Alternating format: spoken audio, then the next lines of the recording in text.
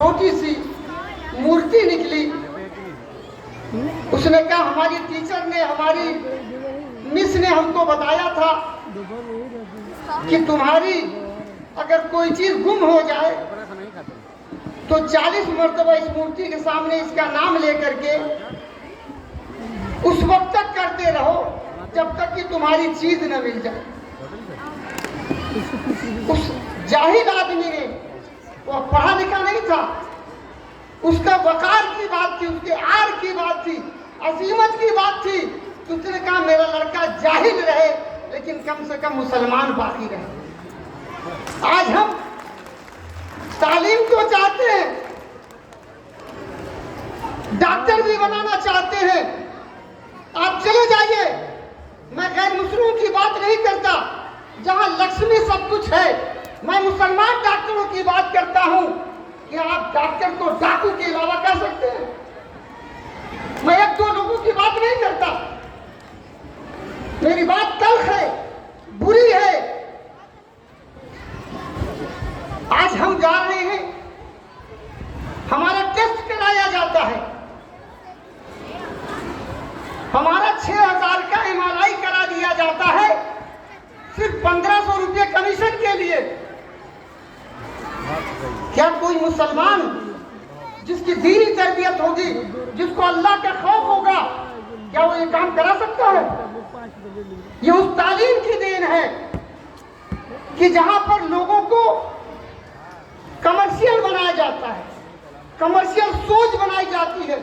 आज अगर कोई डॉक्टर मौजूदा दौर में अगर ये काम नहीं कर रहा है तो खुदा की कसम मैं ये कह सकता हूं कि उसके वालिदैन की तरबियत का नतीजा है, जिन्होंने उसके दिल में खौफ खुदा पैदा कर रखा है, वरना कोई बचा नहीं है।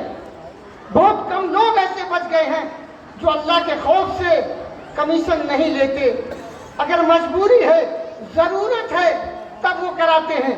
आज कोई इंजीनियर आपका, आज कोई वकील आपका, आज आपका सब छोड़िए, उलमाए कराम का ये आलम हो गया, गिरावट यहां तक आ गई है कि आपके यहाँ कोई फैसला कराने आता है, एक आदमी आपके मदरसे को चंदा देता है, एक आदमी आपके मदरसे को चंदा नहीं देता है, तो हक जब फैसला होता है तो चंदा देने वाले के हक में हो जाता है। मौलवियों ने भी रज़्ज़ाक़ अल्लाह को नहीं मान रखा है, उन्होंने भी रज़्ज़ाक़ सेठों को बना रखा है। ये गिरावट आ चुकी है। आइए आज हम अहद करें कि अपने बच्चों को तालीम ही नहीं, तालीम जरूर देंगे, लेकिन हम लोग बचपन में, हमें याद है कि हम लोग जब अपनी वालदा से कभी गुलाब जामुन मांग देते थे, कभी एक टॉफी मांग देते थे, कभी एक जूता चप्पल अच्छी मांग देते थे, कभी एक जोड़ा कपड़ा मांग देते थे, तो वालदा कहती थी ए बेटा अल्लाह से मांगो। ए अम्मी अल्लाह से कैसे मांगेंगे? तो कहती थी 2 रकात नमाज हाजत पढ़ो और अल्लाह से दुआ करो। नमाज पढ़वाती थी, दुआ करवाती थी, नमाज के बाद कहती कहाँ नहीं मिला, कहती तो दुआ करो। दुआ करते थे, उसी वक्त वो टॉफी, उसी वक्त वो गुलाब जामुन अगर घर में होती थी तो भी, घर में नहीं होती थी तो मंगा के देती थी।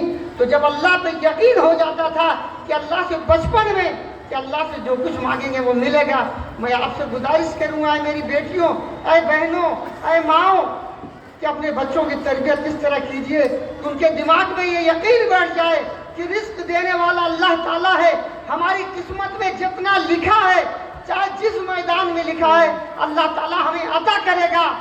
अब हमारी मर्जी है कि हम हलाल लेंगे या हराम लेंगे। ये पूरा यहाँ से लेके पूरा तबका खराब हो चुका है। अल्लाह के वास्ते अपने बच्चों की तालीम के साथ साथ अपने घर में तरबियत का माहौल पैदा कीजिए, वो ईमान जगाइए बेटियों में, बेटों में, ताकि हम एक अच्छी कौम इस मुल्क में, अगर हम अपना दबदबा फिर से कायम करना चाहते हैं तो अपनी ज़िंदगी में पूरे तौर पे इस्लाम को शामिल करना होगा। मैं 15 साल से अवाम में काम कर रहा हूँ, सियासत में काम कर रहा हूँ, उसूल के साथ काम कर रहा हूँ। ज़ाहिरी तौर में कामयाब नहीं हूँ, एजुकेशन के मैदान में काम हो रहा है। तो हमने उस दिन जब उस जाहिल ने लखनऊ में ये बात कही थी तो तभी तय कर लिया था कि इंग्लिश मीडियम की बीमारी सन 80 में शुरू हुई थी, चिल्ड्रेन कॉलेज यहाँ पर खुला हुआ था। हम मदीने गए पढ़ने 81 में, वहाँ से जो मुझे पहला स्टाइपेंड्स मिला और जो पैसे बचे तो मैंने आकर के आजमगढ़ में रसाद नर्सरी स्कूल की अपने बड़े भाई के साथ मिलकर के उसकी नींव रखी और वो कोट मोहल्ले में किराए में मकान लेके रखा गया। आज अल्लाह का करम है कि वो छोटा सा एक पौधा तनावर दरख्त की शक्ल में आपके सामने मौजूद है। आज वो उस मैदान में काम कर रहा है। हमें और आपको मिलकर के तालीम, आज हर आदमी कहता है दुनियावी तालीम, दीनी तालीम, ये गलत सोच है। तालीम के सिलसिले में कुरान ने, इस्लाम ने जो बात कही है, इल्म नाफे, इल्म नाफे, वो इल्म जो इंसानों को नफा के लिए नफा बख्श हो, इंसानों के फायदे के लिए हो। कोई भी इल्म, कोई दुनियावी इल्म नहीं है, कोई दीनी इल्म नहीं है। अगर डॉक्टर, अगर इंजीनियर, अगर वकील, अगर जितने भी आपके जितनी मतलब उलूम है या जितनी भी फील्ड है, किसी भी फील्ड में अगर आप वहाँ पर कामयाब हैं और आपने अपना इल्म मुकम्मल कर लिया है, किसी भी फील्ड में अगर आपके अंदर अल्लाह का खौफ बाकी है तो आप यकीन माने कि आप किसी आलिम दीन से कम नहीं हैं। वहाँ पर भी आप जब इस्लाम को जो पेश कर सकते हैं, एक आईएएस अगर बैठ जाए मुसलमान एक ज़िले में और वो अदल इंसाफ कायम कर ले, वहाँ गरीबों का मामला ना हो, अमीरों का मामला ना हो, सियासी दबाव ना हो, अगर वो इस बात को कि नहीं हम सिर्फ अदल इंसाफ कायम करेंगे, तो आप यकीन माने वो आईएएस जो होगा वो एक आलिम दीन से भी बड़ा हो सकता है। इसलिए कि अल्लाह के उस अदल इंसाफ को वो जितना पेश कर सकता है, शायद हम और आप नहीं पेश कर पाएंगे। तो कोई भी फील्ड अगर आपके पास है, आप वहाँ पर कामयाब हो चुके हैं, तो वहाँ पर इस्लाम को पेश करें। जिस दिन हमने पूरे मुकम्मल दीन को, इस्लाम एक निज़ाम हयात है, वो एक दिन का दीन नहीं है कि आपने रमज़ानी मुसलमान, रमज़ान अभी आ रहा है, आप देखेंगे हर आदमी टोपी, हर आदमी कुर्ता पजामा पहन के एक जदवल लेके घूमता रहेगा। इस्लाम इसका नाम नहीं है। इस्लाम गंगा नहान नहीं रहता। इस्लाम 24 घंटा जीने से, पैदाइश से लेके मरने तक का एक निज़ाम हयात है। अपने अंदर इस्लाम को पेश करें, इंशाअल्लाह ताला फिर से बावकार हो जाएंगे।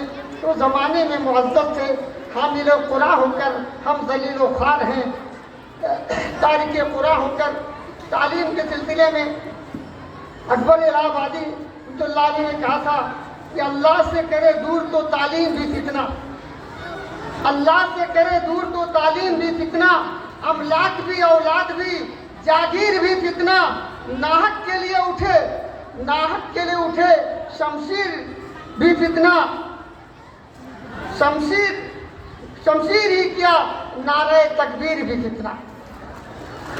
अल्लाह में इकबाल ने ये बात कही है। मैंने अकबर इलाहाबादी तो वो ये जो शेर अभी मौलाना ताहिर साहब ने पढ़ा था कि अफसोस की फिरौन को कॉलेज की न सूझी, अब कॉलेज की जरूरत नहीं है, अफसोस की फिरौन को नर्सरी की न सूझी। अब ज़माना बदला है, अब खराबी यहीं से पैदा हो रही है, बचपन से उनके अकायद को ख़त्म किया जा रहा है, उनको नई नई प्रेयर कराई जा रही है, गार्ड की और न जाने क्या क्या कराया जा रहा है। तो इसका भी हमें मुकाबला करना है। तो हमें इस तरह के तालीम गाह खोलना होगा, तालीम का निज़ाम करना होगा, जहाँ पर आपको इस मुसलमान बाकी रह करके आपको सब कुछ करना है। तो मैं समझता हूँ कि हिजाब के सिलसिले में भी वो क्या है कि अक्ल के मर्दों के पड़ गया, तो शेर इसको याद नहीं आ रहा है कि नीली चंद बीवियाँ अकबर ज़मीन ज़मीन पे गिर गई, बेपर्दा कल नजर आई जो चंद बीवियाँ, अकबर ज़मीन से गैरत कौमी से गड़ गया, पूछा जो आपका पर्दा क्या हुआ, कहने लगे कि अक्ल के मर्दों पे पड़ गया, अक्ल पे मर्दों की पड़ गया। तो आज हमारे लोगों ने, आज मैं कुछ ऐसे बच्चों से आपका तारुफ कराऊंगा। उन माओं को मैं सलाम करता हूँ یہ بچے جو یہاں کھڑے ہیں اس وقت، ایک دو بچے اور بھی ہیں، یہ 4 سال کی عمر سے جامعۃ الرشاد کی اس مسجد میں فجر کی نماز ادا کرتے ہیں. ان کا استقبال کیجیے ایسی ماؤں کے لیے بہت زبردست. تکبیر اولا کے ساتھ کبھی کبھی ہم لوگ ایک آدھ منٹ مسجد میں لیٹ پہنچ جاتے ہیں، لیکن یہ بچے ہمارے محلے کے 4 سال کی عمر سے فجر میں تکبیر اولا کے ساتھ آتے ہیں. اب آپ یہ دیکھیں، میں آپ سے ایک سوال کروں گا، کیا آپ بھی ایسی مائیں بننا چاہتی ہیں؟ بولیے، بنیں گی انشاءاللہ؟ بنیں گی؟ ہمارے کیا ہو رہا ہے؟ صحبت ہے جائے لڑکا بھائی کا ہو.